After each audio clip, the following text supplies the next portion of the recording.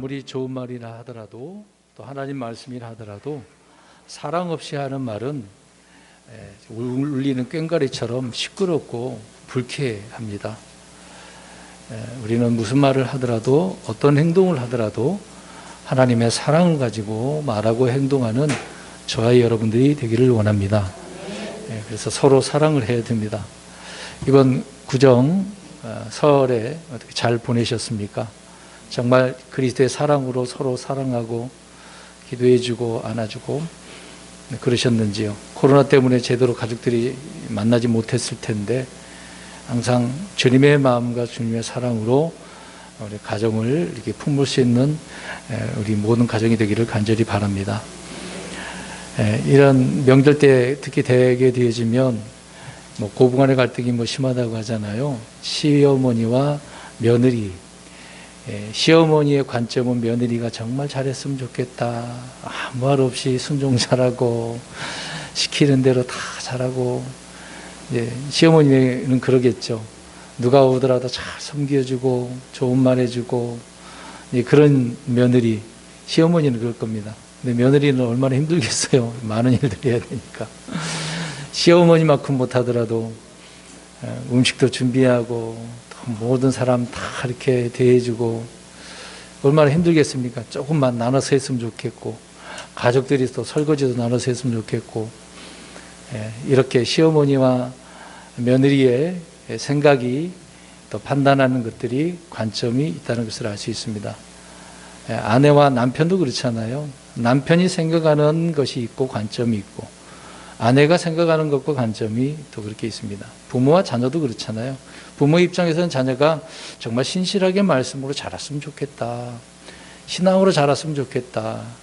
그렇지만 자녀들은 또 자녀들의 관점대로 세상을 즐기기도 하고 친구들과 놀기도 하고 어떤 문화생활도 하기도 하고 그렇잖아요. 그러다 보면 교회도 성경도 멀어지고 믿음생활 제대로 못하니까 이런 관점들이 있습니다. 이런 관점들을 우리가 어떻게 제대로 잡아야 될지 우리는 말씀을 통해서 이걸 분명히 선을 긋고 서로 이해하고 바른 관계가 되었으면 좋겠습니다. 자, 이런 관점 문제를 오늘 이야기하려고 하는데요. 흔히 이제 우리가 어떤 사건과 환경에서 어떤 이야기를 나눌 때에 당신은 어떻게 생각합니까? 라고 이제 이런 견해를 묻는 관점을 묻는 경우가 있습니다. 그래서 친구들끼리 야 너는 이거 어떻게 생각해? 참 그런 말을 한다라고 하는 것은 그 사람 대단한 거예요. 그러나 그런 견해를 관점을 물어보지 않고 내 말만 하는 사람 있잖아요. 야 나는 이건데 이걸 온 것 같아. 이렇게 해야 돼. 이렇게 뜯어 고쳐야 돼. 갈아엎어야 돼. 그런 사람이 얼마나 많겠어요. 혹 우리는 그렇지 않는가 생각해 보자라고 하는 것인데 이런 관점을 우리가 물어볼 때 나와 같은 생각이면 얼마나 좋습니까? 저 사람 나랑 같은 생각을 하고 있네? 그러면 동질감이 생기고 같은 마음이라 생각을 해서 그 사람을 인정하게 되어지죠.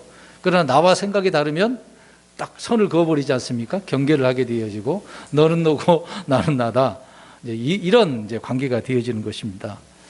이제 흔히 이제 지금 문화가 그렇기 때문에 그렇지만 인터넷이 얼마나 많이 발달됐습니까? 한국은 정말 대단한 나라인데 오늘 이런 인터넷 문화를 경험하면서 특히 한국 뿐만 아니라 전 세계가 많이 이제 SNS를 통해서 공유를 하고 있고 또 심지어 크게 이제 유튜브라고 하는 이런 매개체를 통해서 정보를 얻습니다.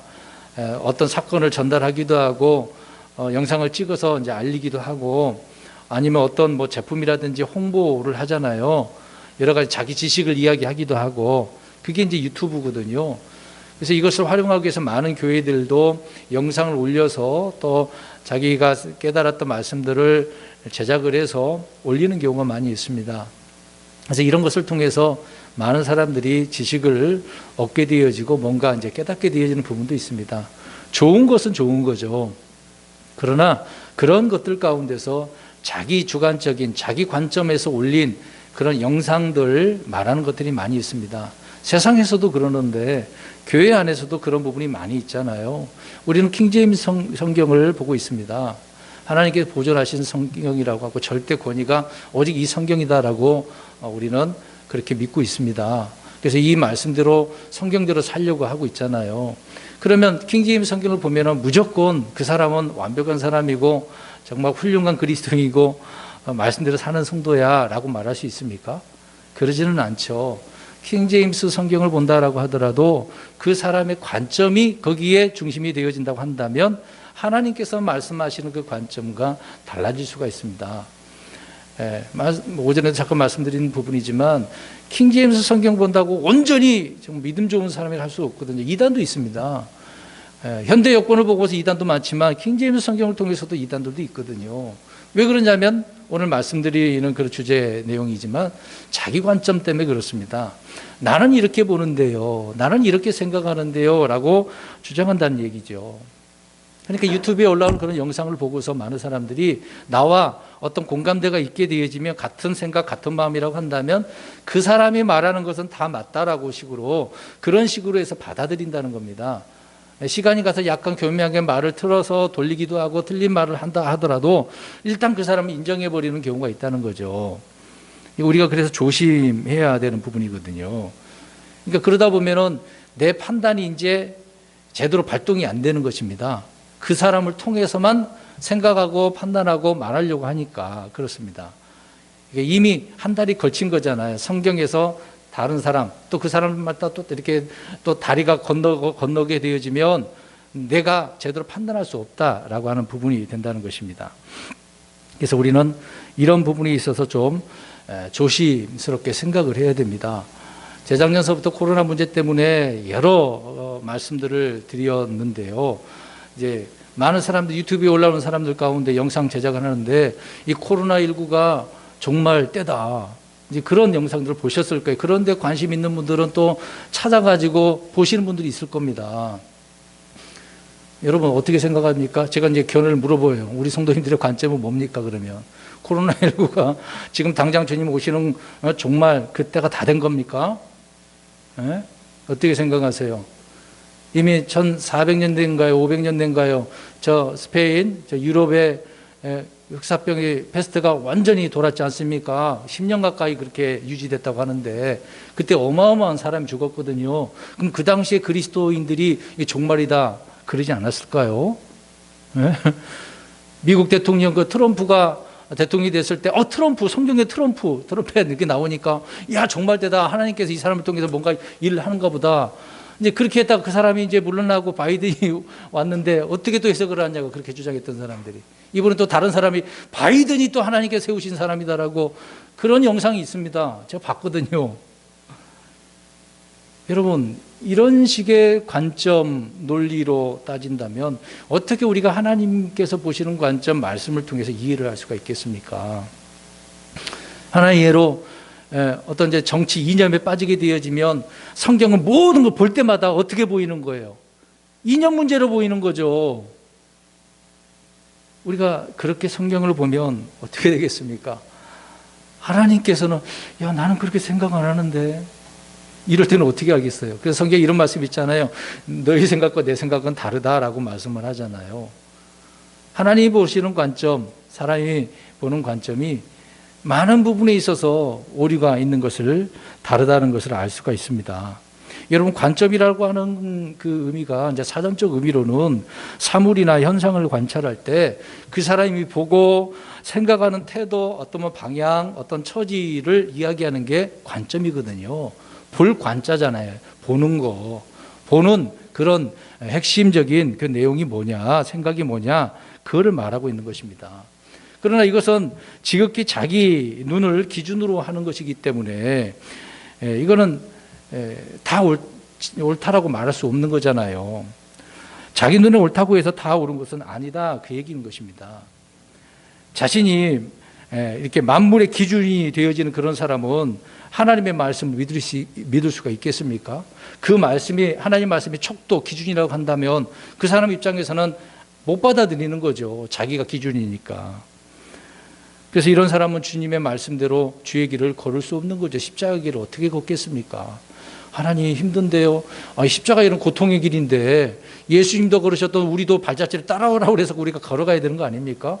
근데 예수님 믿으면은 그냥 무조건 만사 형통인 줄 그렇게 알았는데 웬걸 예수님 믿으면 믿을수록 어떻습니까? 맨날 행복하고 즐겁고 잘 되기만 합니까? 오히려 어떻습니까? 또 어렵고 힘들잖아요. 고통스럽고 그 말씀대로 살려고 하니까 얼마나 힘들겠습니까? 말씀대로 살려고 하지 않으면 어때요? 편해요. 왜 말씀대로 안 사니까 내가 하고 싶은 대로 하니까. 그러나 말씀대로 살려고 하면 내 육신적인 성령님과 우리의 육신이 얼마나 싸운다고 합니까? 갈라디아서 나오잖아요. 충돌되어집니다. 그러니까 이런 부분을 우리가 좀 생각을 해야 되겠죠. 여러분, 어리석은 자들도 자기 눈으로 볼 때 자기 길은 옳다라고 잠언 12장 15절에 말씀을 하고 있습니다. 자, 어리석은 자들이라는 거예요. 어리석은 자들. 지혜롭고 의롭고 올바른 사람이 아닙니다. 어리석은 자들은 자기 눈이라고 이야기합니다. 자기 눈, 자기 길, 이것이 선하고 옳다라고 주장하는 거죠. 근데 이런 어리석은 자들에게 우리 믿음의 사람이, 올바른 사람이, 야, 이거 잘못됐어. 그래서는 안 돼. 그러다 큰일 나. 충고해주고 조언해주면 이런 어리석은 자들은 어떻게 나옵니까? 고마워. 그래, 알았어. 너가 말을 안 했으면 큰일 날 뻔했어. 이렇게 나오는 게 아니라 오히려 삿대질하자. 야, 내가 보는 게 맞아. 네가 생각하고 말하는 거, 판단하는 거, 네가 보는 관점은 틀리단 말이야. 이렇게 나오는 거죠. 사람의 공고를 듣지 않은 이런 어리석은 자들, 하나님의 공고를 듣겠습니까? 주님의 말씀 이렇게 성경을 펴놓고 봐라, 하나님 말씀 이런데 이래야 되지 않겠냐. 눈으로 보여줘도 안 돼요. 그 사람에게는. 그 이유는 자기 눈에는 자기 길이 절대적으로 옳기 때문에 그렇다라고 하는 것입니다. 그래서 성경은요, 자기를 신뢰하는 자들, 자기 육신을 신뢰하는 자들을 어리석은 자들이다라고 이야기합니다. 어떤 자가 어리석은 자들이라고요? 자기를 신뢰하는 자들, 자기 육신을 신뢰하는 자들. 이게 이런 말 있잖아요. 나는 내 주먹을 믿어. 이런 사람이 어떤 사람이라고요? 어리석은 자라고 성경은 말씀을 하고 있는 겁니다. 이건 제 말이 아니잖아요. 사람들의 길은 자기 눈에는 깨끗하더라고 잠언서 16장 2절에 말을 하고 있습니다. 그러니까 과거에 솔로몬 시대 때도 이런 사람들이 얼마나 많이 있었다라는 것을 알 수가 있습니다. 솔로몬이 보니까 야, 저런 놈이 다 있네 그랬을 거예요. 이제 그것을 보고서 깨달은 가운데에 기록을 한 거 아니겠습니까? 자기 눈에는 깨끗하고 옳다라고요. 그러나 우리는 어떻습니까? 우리의 눈이 완벽합니까? 다 볼 수 있나요? 여러분, 저 하늘에 지구 위에 있는 거 보이십니까? 요새 카메라 좋더라고요. 카메라 하나로 달까지 확대해서 보더라고요. 세상에 그런 눈이면 얼마나 좋아. 근데 사람의 눈은 한계가 있기 때문에 그렇게 안 됩니다. 멀리 있는 것을 못 보니까 그 멀리 있는 것을 보려고 뭘 사용합니까? 망원경. 내 눈은 안 되니까 뭔가 빌리는 거 아닙니까? 그러면 작은 거 안 보이니까 그걸 보려면 뭐가 필요해요? 현미경이 필요한 거죠. 우리 눈은 완벽하지 않습니다. 부족해요. 연약합니다. 보지 못하는 것이 있고 볼 수 없는 것들이 너무도 많아요. 착시현상이라고 하는 것이 있거든요. 어떤 것은 이게 오르막인데 내리막인데 올라가는 것 같고 내려가는 것 같고 그런 경우가 있거든요. 운전하다 보면 해보신 분들은 알 겁니다. 분명히 평지인 것 같은데 속도가 막 가속이 나. 그리고 자동차로 막 위로 올라가. 제주도에 도깨비도로라고 하는 그런 도로가 있지 않습니까? 우리나라뿐만 아니라 다른 나라도 그런 게 있어요. 이게 착시현상이거든요. 그것 때문에 제가 장로교 다닐 때 이제 부목사님들이 제주도 갔다가 그것 때문에 싸우고 왔대요. 이게 착시현상이냐, 진짜 그러냐, 자연현상이냐, 별의별 그런 내용 갖고 막 싸우는 거예요. 그 얘기를 또 설교 시간에 해주더라고요. 그 얘기를 뭐가 그게 재미난지 모르겠습니다만은. 자, 이런 식의 우리의 눈이 착시현상 일으키는 부분이 있다는 것입니다. 그래서 굽은 것이 바르게 보일 때도 있고 바른 것도 굳게 보일 때가 있다는 것이죠. 뭔가 우리 앞을 가리게 되어지면 그래서 우리는 아무것도 볼 수 없습니다. 어두운 가운데에 내 몸에 뭐가 묻었다고 한다면 제대로 볼 수 있습니까? 밝은 대낮의 햇볕을 통해서 이 빛을 통해서 우리가 이거 내가 묻었네? 알 수 있는 거죠. 죄라고 하는 것도 그런 거거든요. 그 죄를 밝게 비춰줄 수 있는 말씀이 빛이 들어오지 않는 이상 우리가 내가 죄졌네? 몰라요. 깨닫지 못한다는 겁니다. 그래서 우리는 성령님의 조명과 말씀의 그 빛이 없게 되어지면 우리는 나 자신이 어떤 사람인지를 모른다는 거죠. 잠언서 30장 12절에 자기 눈에는 순결하여도 여전히 자기의 더러움에서 씻기지 않은 세대가 있다라고 이야기를 하고 있습니다. 자기 이 눈에는 그렇다는 거죠. 여러분, 이런 면에 있어서 우리는 어떤 관점으로 판단을 하고 또 그렇게 살아가고 있습니까? 처음에 이제 설날 그 얘기를 했습니다만은 다 자기 관점에만 보면 다툴 수밖에 없거든요. 교회도 그렇습니다. 근데 또 그 관점도 같은 마음 가지면 또 그 마음에 모이는 사람들끼리 끼리끼리 말을 하고 또 서로 어떤 파당을 이루는 경우가 많죠. 고린도 교회 그러지 않았습니까? 그래서 무슨 파로 나눠졌어요? 아볼로파, 바울파, 뭐 게바파, 막 이렇게 나눠지는 거예요.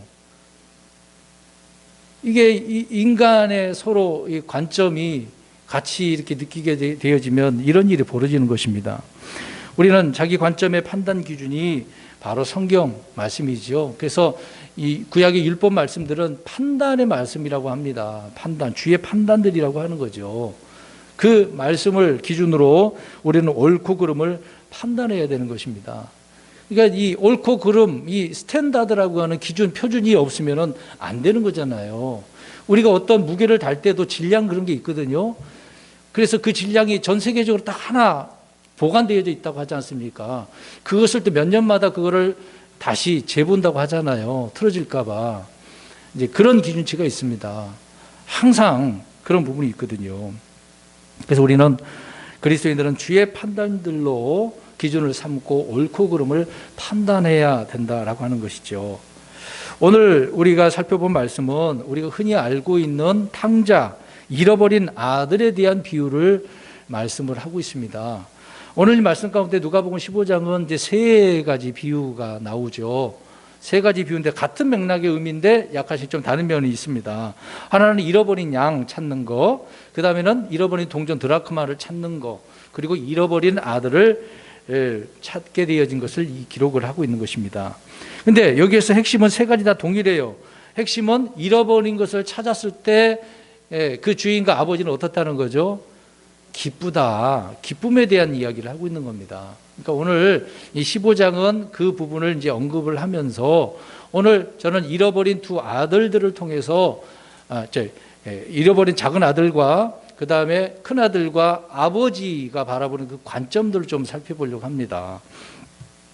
오늘 우리가 이 부분에 있어서 약간 오해하고 있는 그 사실들을 잠깐 말씀을 드리려고 합니다. 먼저 본문 이해를 하고 우리가 어떤 관점으로 바라보아야 되는지 그 부분을 좀 말씀드리려고 하는 건데요. 자, 오늘 탕자 비유를 보면, 잃어버린 아들의 비유를 보면 이 말씀은 지금 구원에 대한 이야기를 하는 게 아니라 이 아들이 재산을 받아가지고 먼 나라로 가서 허랑방탕하게 허비에서 다 이제 없어져 버렸어요. 그래 거기에 또 기근까지 왔네. 그러니까 이것으로 인해서 궁핍하게 되어진 그 사실을 이야기하고 있는 겁니다. 그러니까 이 탕자 비유는 어떻게 한 거죠? 타락해서 회복한 내용의 말씀을 언급하고 있다 이야기입니다. 구원에 대한 이야기가 아니라는 거죠. 이단 종파 가운데 이 구원에 대한 강조하는 그 파가 있어요. 이 구절은 이 구원에 대한 구절이라고 해서 언급을 합니다. 전혀 그 내용이 안 맞다 그 얘기를 하고 있는 거죠. 그 이유가 뭐냐? 지금 이 아들은 처음부터 아들입니까? 나중에 아들이 된 것입니까? 처음부터 아들이에요. 첫째 아들, 큰 아들, 작은 아들이 있는 거죠.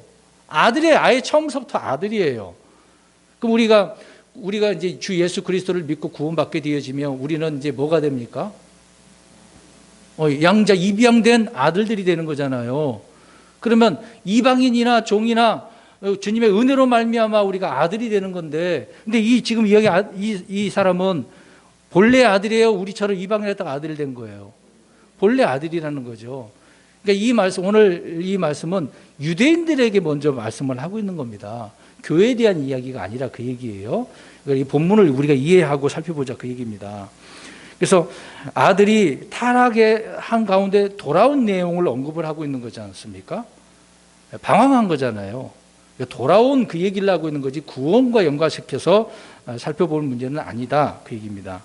그런데 이 탕자가 작은 아들이 아버지한테 가서 이야기하네요. 아버지, 내게 돌아올 재산들을 좀 주십시오. 미리 주십시오라고 언급을 합니다. 상속을 요구하고 있는 거죠. 그러면 질문을 던지겠습니다.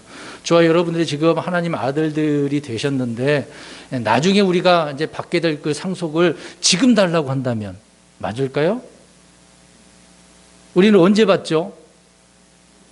주님께 공중으로 오셔서 하늘로 들림 받은 가운데 그리스도 심판석에서 심판을 받고 그때 보상도 받고 상속은 아버지 앞에서 이제 상속을 받는 거잖아요. 그건 나중에 문제잖아요. 공동 상속자가 우리가 되었기 때문에. 지금 받을 수 있어요, 없어요? 없어요. 안 주셔요. 달라고 그래도 안 주셔요. 근데 이 아들은 지금 이미 받았잖아요.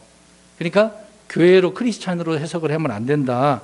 그 얘기를 말씀을 드리고 있는 겁니다. 그리고 우리 그리스도인들은 주님이 오시기 전에 상속을 받아서 멀리 여기 지금 아들은 떠났잖아요. 멀리 떠났잖아요. 우리는 멀리 떠납니까? 나중에 상속을 받으면. 지금 상속 받을 수 없지만 상속 받으면 주님과 영원토록 함께 사는 거잖아요. 통치하며 살잖아요. 멀리 떠나는 일은 없습니다. 우리는요.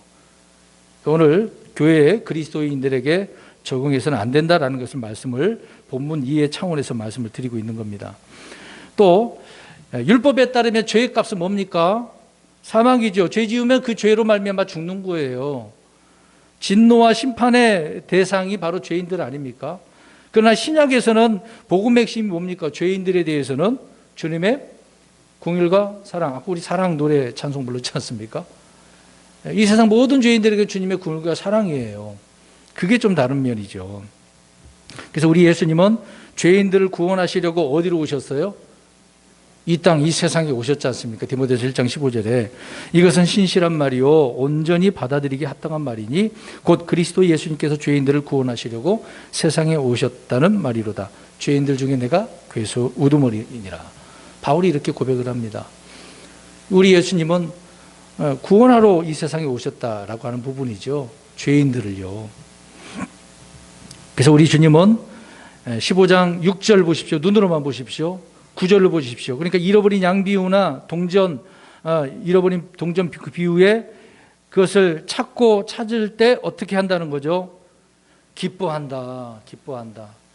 우리 하나님은 이렇게 누군가 잃어버렸을 때 또 방황할 때 찾는 거, 돌아오는 것을 기뻐한다라고 말씀을 하고 있는 겁니다.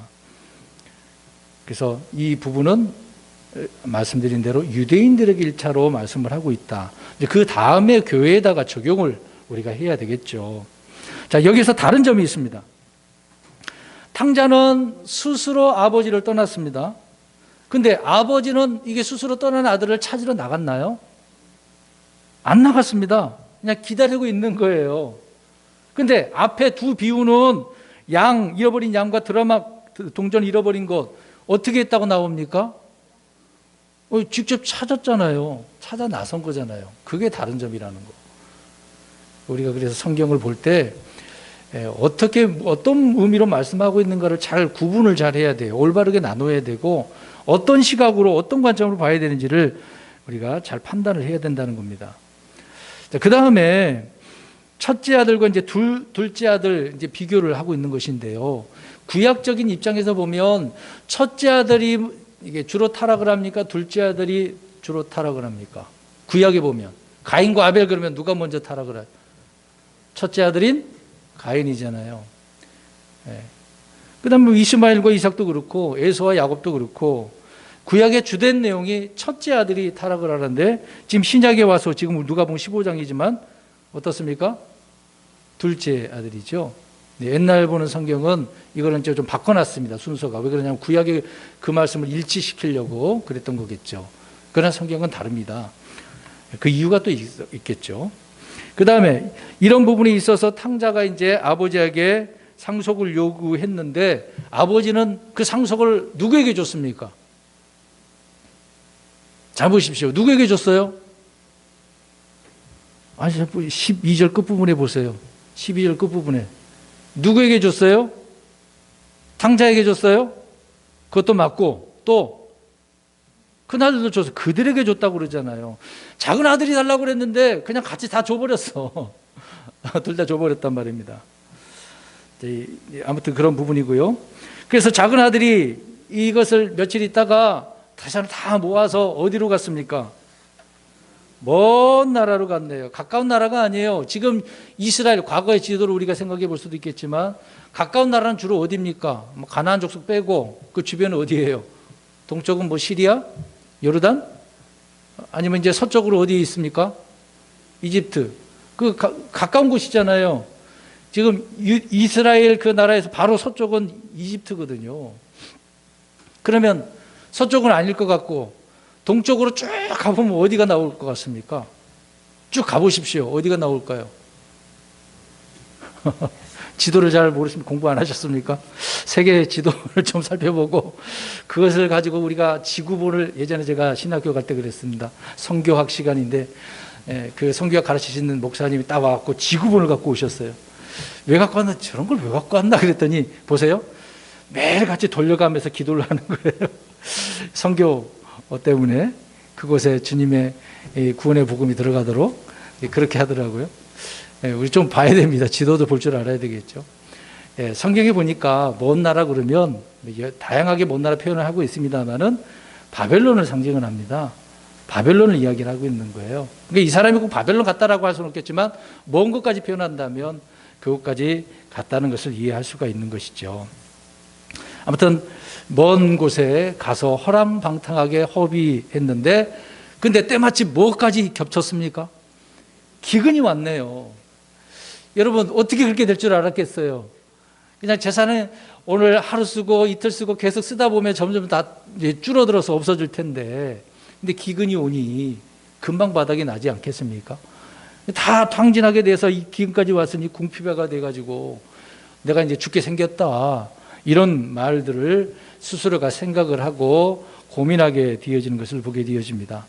그러니까 재산을 다 탕진하게 되어지니까 결국에 비로소 궁핍하게 되었다라고 말씀을 하고 있는데 요즘 말로 표현한다면 어떻게 된 겁니까? 신용이 불량자가 된 거예요. 파산한 거죠. 지금 이런 상태에 지금 탕자가 빠졌습니다. 그런데 15절에 보니까 결국 그러다 보니까 그 나라의 국민 중에 하나에게 연합했다고 나오네요. 그러니까 그 나라 시민이 됐다는 얘기예요. 여기서 생각해 보겠습니다. 이 사람은 지금 유대인이거든요.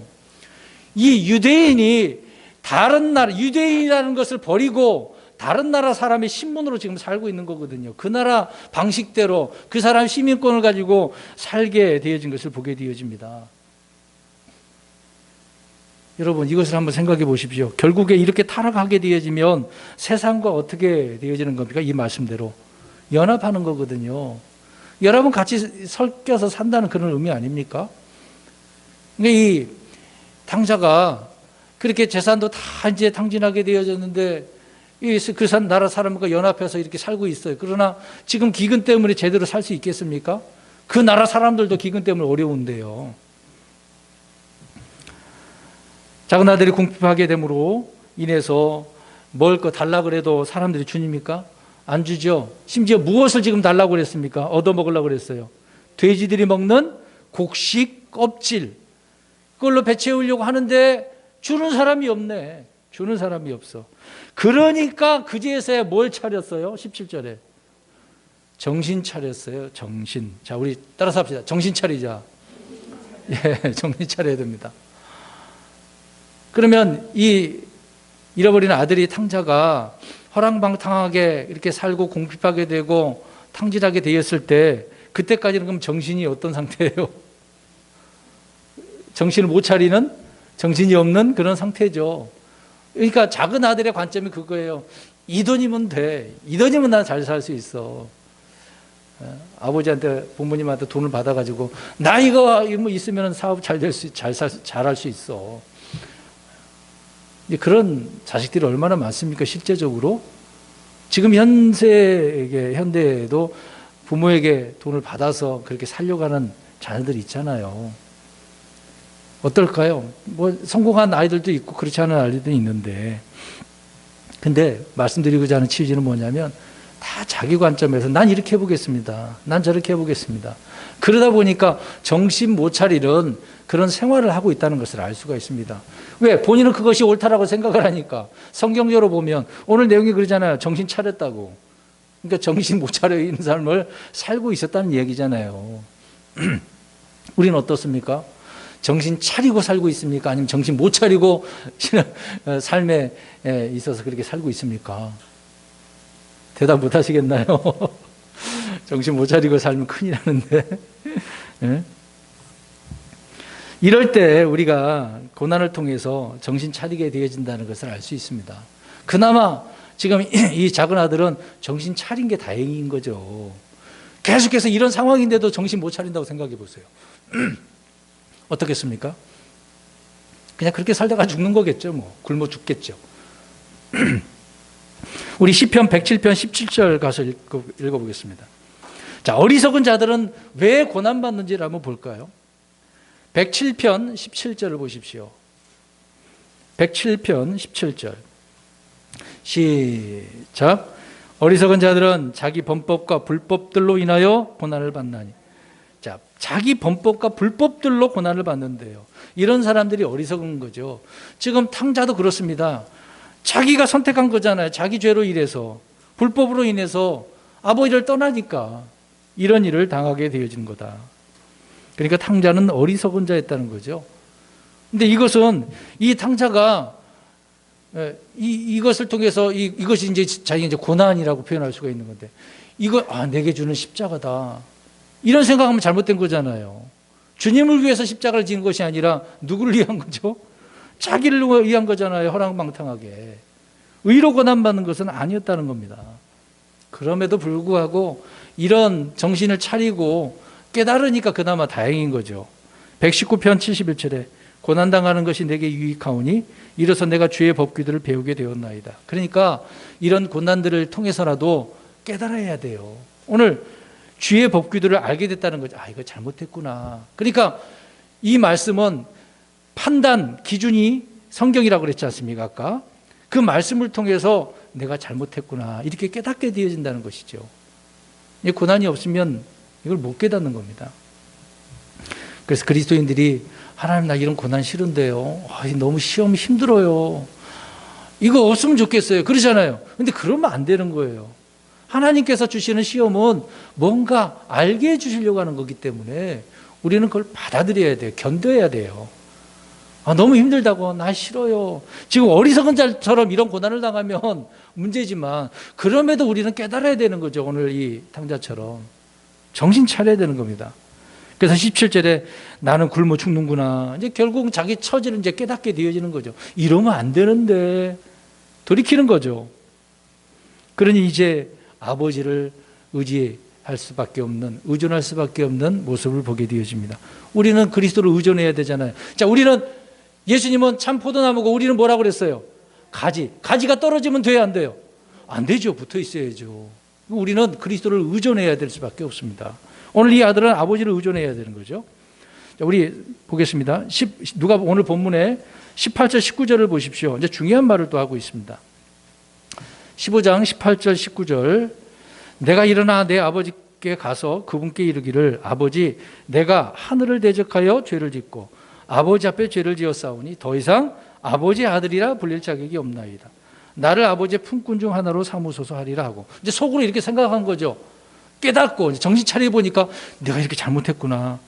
근데 이 죄를 누구에게 죄를 지었다고 이야기합니까? 하늘을 대적하여 죄를 짓고 또 아버지 앞에를 죄를 지었다. 우리 흔히 사람과 사람대로 당신에게 죄를 지었어. 내가 잘못했어. 그런 표현을 하잖아요. 근데 이거는 그냥 후회하는 것이지 진정한 회개는 아니거든요. 우리가 어떤 죄를 지을 때 오늘 이 탕자처럼 어떻게 고백을 해야 됩니까? 하나님께 죄를 지은 거예요. 그리고 사람에게 죄를 지은 거죠. 둘 다 있는 겁니다. 근데 성경에 보면 이제 파라오가 모세에게 이제 재앙이 있을 때 내가 죄를 지었어. 내가 죄를 지었으니까 다시 이거 바로 잡아줘. 재앙 빨리 물러가게 해줘. 이거는 회개입니까? 후회입니까? 후회죠. 회개가 아닙니다. 회개는 지금 어떻게 하는 거예요? 내가 누구에게 죄를 지은 거예요? 하나님께 죄를 지은 거거든요. 거기에서 돌아와야 되는 거죠. 지금 탕자는 생각을 하고 우리 결단을 한 거잖아요. 그 의지로 결단한 거 아닙니까? 그래서 아버지께 어떻게 했다고 그랬어요? 돌아간다고 이 말씀 고백을 하잖아요. 그래서 돌아왔지 않습니까? 그게 회개인 것입니다. 하늘을 대적해서 죄를 짓고 아버지 앞에 죄를 지었고, 다윗이 내가 주께만 죄를 지었습니다. 물론 사람에게 죄를 지은 부분이지만 먼저 하나님과의 관계를 이야기하고 있는 거잖아요. 그래서 회개에 대한 부분을 우리가 바로 이해를 할 필요가 있습니다. 자, 그러면 이제 오늘 말씀드리고자 하는 제목의 말씀대로 그 핵심이 뭐냐, 관점이라는 건데요. 지금까지 이제 본문 이해를 우리가 살펴보았는데, 오늘 아버지와 아들, 그 아들도 이제 큰 아들 보겠습니다. 일단 마지막 작은 아들은 자기 관점에 의해서 이 돈이면 난 잘 살 수 있을 거라고 생각을 하다가 허랑방탕하게 살고 결국 다 탕진해서 거지로 돌아온 거죠. 그러니까 이 작은 아들의 관점은 지금 잘못된 거죠. 자기가 죄인이라고 고백한 것이니까. 자, 이제 돌아오는 아들을 본 아버지가 어떻냐 이 말이죠. 지금 아들은 정말 죄인 가운데 내가 아버지의 품꾼 하나로 쓰임받기를 바라면서 이제 돌아온 거죠. 아들로서 생각 안 하는 거예요. 근데 그 돌아오는 아들을 멀리서 이제 바라보고 해서 아들이 이제 알아버렸습니다. 어떻게 알아봤는지 좀 기가 막히게 알아봤는데, 알아보고 그 이제 불쌍히 여겨서 달려가 가지고 그 아들을 어떻게 합니까? 목을 껴안고 입을 맞추는 거잖아요. 이 아버지의 그 마음과 관점을 한번 보십시오. 이제 흔히 보시겠습니다. 우리 집안에 재산이 부모님이 있어서 자식을 낳았는데 자식들이 오늘 탕자처럼 아버지 나한테 재산 좀 주세요. 내가 내 인생을 살겠습니다. 어쩔 수 없이 주는 부모 있을 거 아닙니까? 줬어. 근데 오늘 이 탕자처럼 이렇게 살다가 다 탕진해 갖고 돌아와요. 그럼 어떻게 하시겠습니까? 우리 이재현 집사님. 어떻게 하시겠습니까? 아들이 그러면. 예? 계시고, 난 너 같은 자식 필요 없어.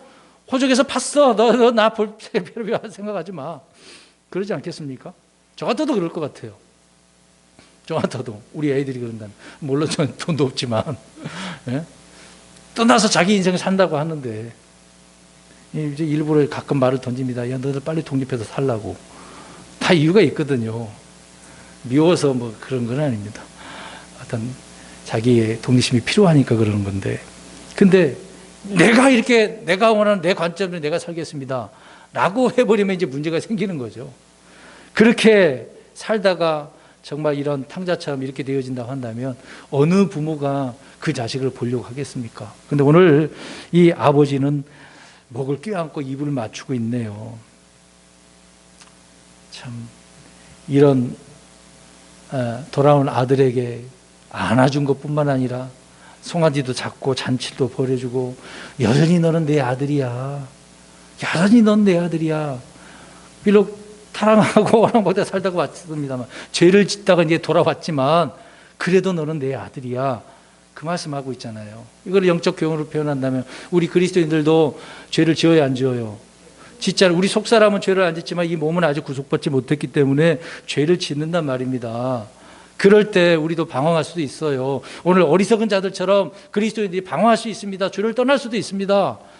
시각한 몇 년 동안 돌아다니다가 이렇게 오늘 당자처럼 다 허비하다가 돌아오고 결국 주님밖에 없다, 이런 고백을 하고 돌아오는 경우도 있습니다. 그럴 때 어떻게 대하실 거예요? 아이고 그렇게 살더니 그렇게 됐구나. 아이고 참 미련한 놈, 어리석은 놈. 그러시겠습니까? 어떻게 하시겠어요? 그런 성도가 있다고 한다면. 예? 오늘 아버지 입장에서 우리 보시기 바랍니다. 하나님께서 보실 때 여전히 저와 여러분은 타락을 해도 죄를 지어도 아들이 한 번 우리 주님께서 우리를 낳았기 때문에 여전히 우리는 아들입니다. 오늘 이 본문에 나오는 아들도 여전히 방황해서 갔지만, 먼 나라로 갔다가 돌아왔지만 그래도 어떤 사람이에요? 아들이죠. 너는 내 아들이야. 근데 이 작은 아들이 아버지에게는 지금 이런 거잖아요. 결국 이제 아버지에게는 기쁨이 되는 거죠. 돌아왔으니까. 근데 큰 아들, 형에게는 어떻습니까? 이 동생이 저놈의 새끼 때문에 우리 집안이 이렇게 망하게 생겼는데 이렇게 탕진하다가 참녀와 같이 있다가 이렇게 돌아온 놈, 이런 어떻게 받아들여요? 화를 냈다고 이야기하잖아요. 종하고 대화하는 것과 아버지한테 막 썸을 내면서 이야기하잖아요. 여러분 어떻습니까? 형에게는 분노를 자아내는 작은 아들이죠. 자, 여기서 아버지와 형의 그 차이를 보시기 바랍니다. 영적인 관점과 육신적인 관점의 그 차이를 볼 수가 있습니다. 우리 이제 성경적인 여기저기 한번 찾아볼까요? 구약으로 한번 넘어가 보겠습니다. 아브라함 시대 때 아브라함 조카 누구 있습니까? 롯이 있어요. 이제 아브라함과 롯이 서로 이제 갈라지게 되어지고, 갈라진 사이에서 이제 롯은 어디를 바라봅니까? 어디를 바라봤어요? 평야를 바라봤습니까? 광야를 봤습니까?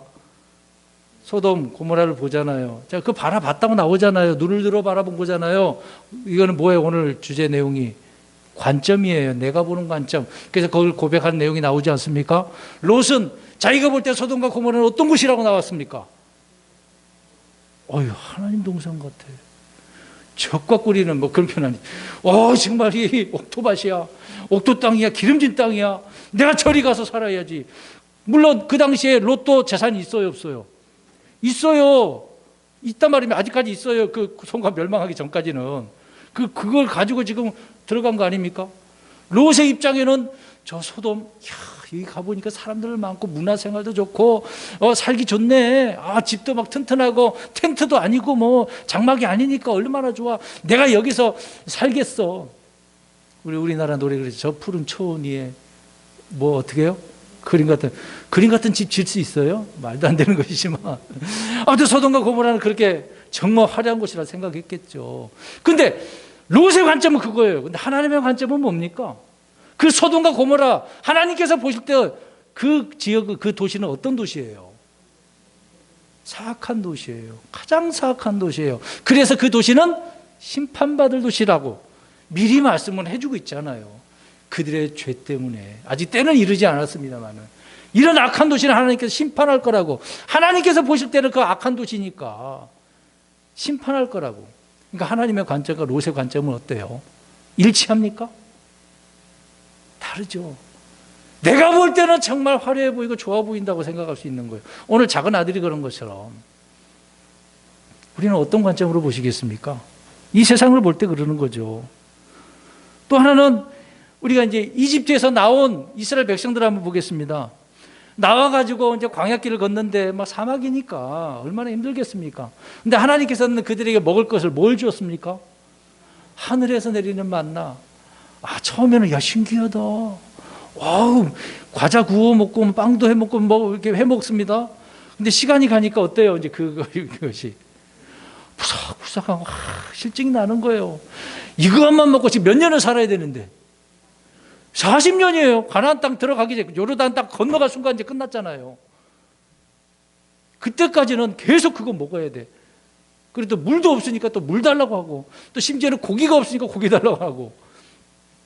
자, 그러는 와중에 이스라엘 백성들 가운데 이 먹는 것 때문에 힘들다. 고기 먹기 이거 없어도 너무 힘들다. 그래서 이집트 생각을 하잖아요. 이집트에서 먹었던 것들. 그래서 그들이 어떻게 하려고 하죠? 돌아가려고 하잖아요.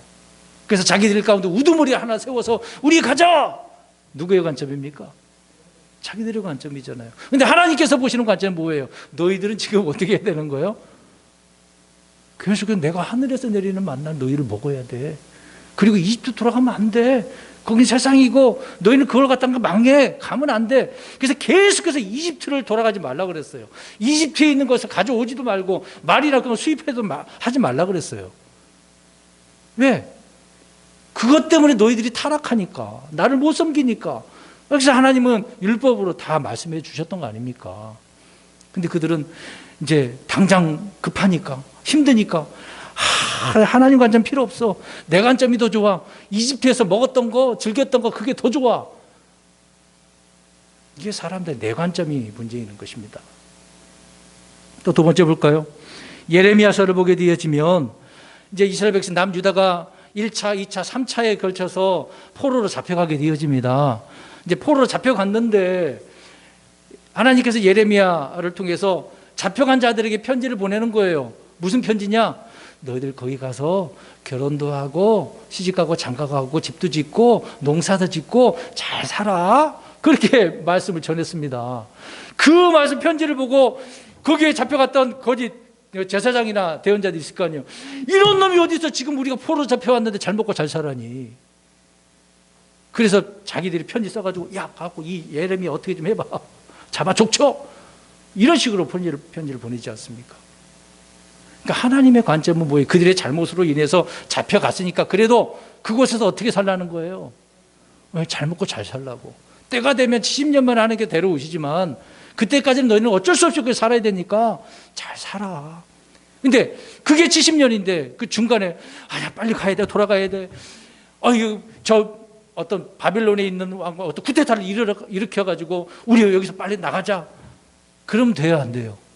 안 되죠. 하나님의 관점은 너희들 죄로 말미암아 70년 동안 있어야 되는데 왜? 이스라엘 땅을 그들이 죄로 말미암아 더럽혔으니까 회복의 기간이 70년이거든요. 하나님의 관점은 달라요. 근데 사람들은 아니야. 이 예레미야 대언자, 참 대언자도 죽이려고 하는 거 아닙니까? 사람의 관점이 그래요. 얼마나 악하면 그렇습니까? 혹시 우리도 이런 관점이 있지는 않나요? 또 하나는 사도행전 가서 8장 가서 보게 되어지면 시몬이라고 하는 사람이 있어요. 그때 이제 빌립이 사마리아 이제 복음을 전했거든요. 그러니까 이제 나중에 제자들도 갔단 말이죠. 그랬는데 가서 보니까 이 시몬이라는 사람이 기도하니까 안수하니까 막 성령이 임하네. 그래서 어떻게 했어요? 그 성령님을 뭘로 살려고 하죠? 돈으로 살려고 해요. 돈으로. 시몬이 볼 때는 돈으로 보이는 거죠. 성령님도 돈으로 보이고 뭐도 하나님도 다 돈으로 보이는 거죠. 그렇게 보면은 돈이면 다 해결될 것처럼 이게 시몬의 관점인 것입니다. 근데 하나님은 돈 없어도 된다잖아요. 우리가 구원받는데 돈이 필요합니까? 그냥 어떻게 하기만 하면 돼요. 예수님을 믿기만 하면 돼요. 근데 그게 안 믿어지니 어떻게 합니까? 믿기만 하면 되는데 다른 거 필요 없잖아요. 뭘 할 필요도 없고 주님만 그냥 영접하면 되잖아요. 나는 죄인이라고 고백만 하면 되지 않습니까? 이게 하나님의 관점이에요. 간단해요. 근데 사람들은 내가 볼 때 뭔가 해야 될 것 같은데요. 11조도 많이 하고 교회 봉사도 많이 하고 열심히 뭔가 해야 될 것처럼 뭔가 받을 것처럼 그러잖아요. 관점이 달라요. 성경에 이런 예들이 너무도 많습니다. 오늘 본문에 아버지와 큰아들의 영적인 관점과 육신적인 관점이 너무도 차이 나는 겁니다. 한번 보십시오. 아버지의 관심은 잃어버린 탕진한 돈에 관심이 있습니까? 누구의 관심이 있어요? 아들에게만 있어요. 내 아들 돌아오기를 기다리는 거고 돌아와서 너무 기쁜 거잖아. 다른 거 필요 없어. 그거 뭐 다 없어져 버린 걸 갖고 뭘 그것 때문에. 그럼 아버지가 저놈 새끼 때문에 내 재산 저거 어떻게 복구하지? 이랬어요? 없지 않습니까? 우리 아버지도 그러시거든요. 우리 하나님도. 저와 여러분에게 그냥 관심이 있는 거예요. 저와 여러분에게 뭐 가지고 있는 거 관심 없습니다. 예? 근데 형의 관점은 어떻습니까? 돌아온 동생이 문제가 아니라 지금 내용을 쫙 말한 내용을 한번 보세요. 뭐에만 관심이 있어요? 돈에만 관심이 있어. 돈에만 관심이 있어. 이놈의 새끼 창녀하고 친구들 이렇게 돌아오더니 이 가져간 재산 다 허비했다고. 이것만 생각하는 거죠. 돈. 이거 뭐든지 돈으로 보이는 거예요. 어떤 환경, 사건을 보면은 이렇게 보인다는 겁니다. 오늘 관점 수정학이라고 제목을 제가 정했는데 지금 일어나는 현상을 보고 우리의 관점을 어떻게 보느냐가 중요한 거거든요. 코로나19, 이제 주님 오실 때가 다 됐어. 심판의 때가 다 됐어. 물론 우리가 경각심을 갖고 주를 소망하지만 그것만 갖고 봐라. 여러분 성경에 그것만 얘기가 나오나요? 역병 얘기만 나오나요? 기근도 있고 전쟁도 있고 또 그런 얘기만 있습니까? 구원에 대한 이야기도 있고 죄에 대한 이야기도 있고 지옥 이야기도 있고 그다음에 천년왕국 이야기도 있고 얼마나 많은 이야기가 있는데 하나님에 대해서 알아야 되고 이스라엘에 대한 역사도 이해해야 되고 제사법도 이해해야 되고 배워야 될 게 얼마나 많은데 한 가지에만 빠져가지고 치우친 거 아닙니까? 지금 많은 사람들이 이렇게 치우친 관점이요 한쪽으로 치우쳐져 있는 것을 보게 되어집니다. 균형 잡힌 그리스도인이 돼야 되는데 그러니까 우리가 바라보는 것도 바라봐야죠. 로처럼 바라보면 안 되는 거예요. 망할 건데 거기 갖고 좋다고 내 인생 여기서 뭐는 꽃을 피울 거다. 그런 게 어디 있습니까? 그건 자기 관점이죠. 아버지는 돌아온 아들을 봤습니다. 형은 돌아오기 전에 그 떠난 동생을 보고 있는 거죠. 지금 물론 잘못했습니다만 깨닫고 돌아온 그 동생을 봐서 그래 잘했어, 그래 돌아왔으니까 됐어, 그러면 얼마나 좋아요. 근데 이 형은 그런 게 없어요. 누구만 본다고, 뭐만 본다고요? 과거의 동생, 돈만 보는 거예요. 저놈만 아니었으면 우리 가문 더 풍성해질 텐데. 이것만 생각하고 있는 거죠. 형은 동생이 아니라 동생과 돈을 같이 묶어서 보고 있습니다. 그래서 우리는 이 부분에 있어서 영적 교훈을 얻어야 되겠죠. 세상 사람은 사람들을 볼 때 그 사람을 보는 게 아니라 사람과 재물을 같이 묶어서 보는 겁니다. 그래서 그 사람의 가치를 보고 있는 거거든요. 예? 누가 한 사람 오면은 그 사람을 돈으로 보는 거예요. 택시 기사를 어떻게 보는 줄 아십니까? 손님으로 보는 줄 아십니까? 돈으로 보인 겁니다. 저는 그런 얘기 이제 학생 때 들어가가지고 누가 그런 말을 해주더라고요. 그래서 정말 그런가? 물론 택시 기사님 욕하는 게 아닙니다. 오해는 하지 마시고.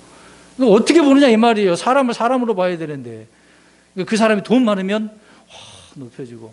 교회예요. 교회에 그런 돈 많은 사람이 오면 어떻게 합니까? 어떻게 하시겠어요? 어떤 분은 이쪽으로 앉으십시오. 딱 자리도 배정해 주시고 그 직분도 감투도 빨리 주죠? 보셨나요? 안 보셨나요? 이제 개신교 입장에서 좀 걷는 레벨이 좀 천천히 기간이 있습니다. 뭐 서리 집사가 있고 안수 집사가 있고 장로로 갔는데 바로 어떻게 되는 줄 아십니까? 돈 많으면 조금만 나오면 좀 교회 열심히 나오고 헌금 좀 열심히 하면은 그런 사람 빨리 감투를 주죠. 사람이 그렇게 보이니까 그래요.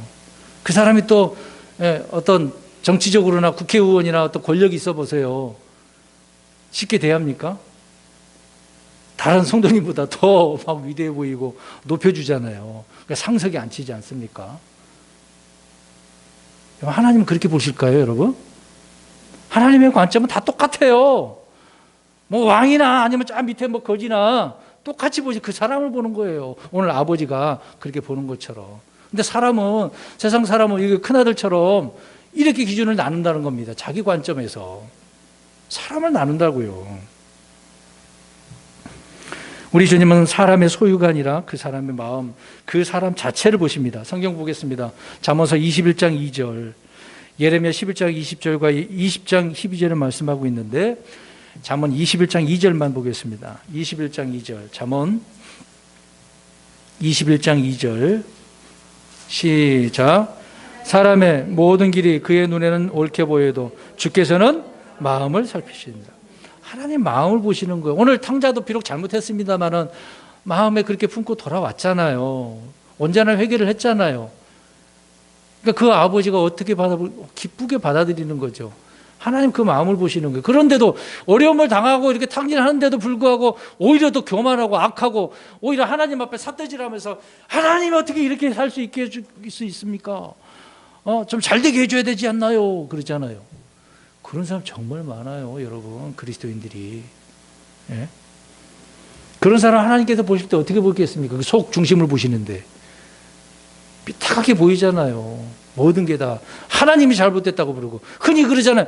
아니 저 에덴 동산에서 선악과를 왜 만들었어? 만들지 말지. 자기 관점에는 그렇죠. 하나님의 관점은 뭐겠습니까? 죄가 무엇인지 사탄이 무엇인지 그런 것을 알게 해주려고 둔 것인데 우리는 그런 생각 안 하잖아요. 하나님께서 보시는 관점 생각 안 하잖아요. 당장 그것이 없었으면 우리는 이런 삶 안 살 텐데. 어리석은 질문이죠. 그냥 궁금사항인데 의심을 품고 말하니까 그게 문제인 것입니다. 오늘 이제 본문으로 돌아가서 첫째 아들은 동생을 나의 형제 나의 동생이라고 부르지 않았습니다. 30절에 보십시오. 어떻게 말합니까? 30절에 창자들과 함께 삼켜버린 누구의 아들이라고 그랬어요? 아버지의 아들. 이 아들이 내 동생이라고 표현하지 않아요. 동생이라고 하지 않았잖아요.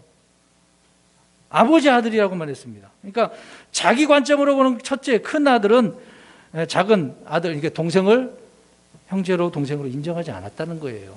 아버지 아들이잖아요. 형사 기관에도 이제 원수지간을 지내는 거죠. 이제 완전 끝난 겁니다. 이거 보십시오. 자기 관점에 육신적인 관점으로 바라보면 형제도 뭐가 없습니다. 부모도 아버지도 없잖아요. 지금 아버지한테 얼마나 대들고 있습니까? 자기 주장이 옳다라고 좀 얘기하잖아요. 이게 옳은데요. 왜 이렇게 하세요? 이 따지는 거 아닙니까? 성도 여러분, 우리가 이렇게 죄를 짓고 돌아온 사람을 볼 때 분노해야 되겠습니까? 기뻐해야 되겠습니까? 기뻐해야 되잖아요. 이제 하나의 사건을 통해서 우리가 이렇게 살펴보았는데 우리는 어떤 관점으로 보자 이 말입니다. 신앙생활에서도 그렇고 형제 자매 교회 성도들끼리도 그렇고 가정에서도 그렇잖아요. 처음에 얘기했습니다만 남편과 아내의 입장에서 서로 다를 것, 생각도 다르고 판단도 다를 겁니다. 그러나 그것을 일치시키기 위해서는 판단 기준이 뭐냐 이 말입니다. 서로 자기 내가 보는 게 맞아 그렇게 해버리면 싸울 수밖에 없습니다. 그러나 하나님께서 보시는 관점으로 보면 싸울 일도 없잖아요. 문제는 금방 해결되는 거 아니겠습니까? 오늘은 우리가 탕자, 잃어버린 아들의 비유를 통해서 아버지의 관점, 큰아들과 작은아들의 그 관점을 좀 살펴보았습니다. 우리는 자신의 관점으로 보게 되어지면 곧은 것이 구부러지게 보이는 겁니다. 굽은 것이 또 곧게 보이게 되어지는 거죠. 자, 이런 문제에 있어서 주님의 관점으로 세상을 본다면, 주님의 관점으로 성경을 본다면 우리가 올바른 판단으로 바르게 살 수 있는 거 아닙니까? 성경을 볼 때 주님의 관점이 아니라 다 이거는 복으로만 보고 돈으로만 연기를 본다면 하나님께서 기뻐하시겠어요? 우리 자신의 관점을 우리는 회복해야 됩니다. 주님께서 기뻐하시고 눈여겨보실 때 인정받는 일꾼으로 우리가 드러나야 되겠죠. 지금 시대에 우리 그리스도인들이 더 깨어 있어야 되는 가운데에 관점을 고쳐야 되겠다. 그래서 오늘 이 부분을 관점 수정하자라고 하는 제목으로 말씀을 이렇게 드린 겁니다. 잃어버린 아들에 대한 비유를 통해서 어떻게 볼 것인가. 시대를 바르게 보시고 또 영상으로 올라오는 유튜브도 바르게 보셔야 됩니다. 바르게 들으셔야 됩니다. 고지고대로 다 믿다가 거기에 그냥 나도 홀라당 빠져버려갖고 거기에 그냥 미쳐버리는 거죠. 제발 그러지 마시라고요. 우리는 항상 기준이 어디에 있어야 되는가. 이것을 생각하시고 믿음으로 승리하는 저 여러분 되시길 주의 이름으로 축원합니다.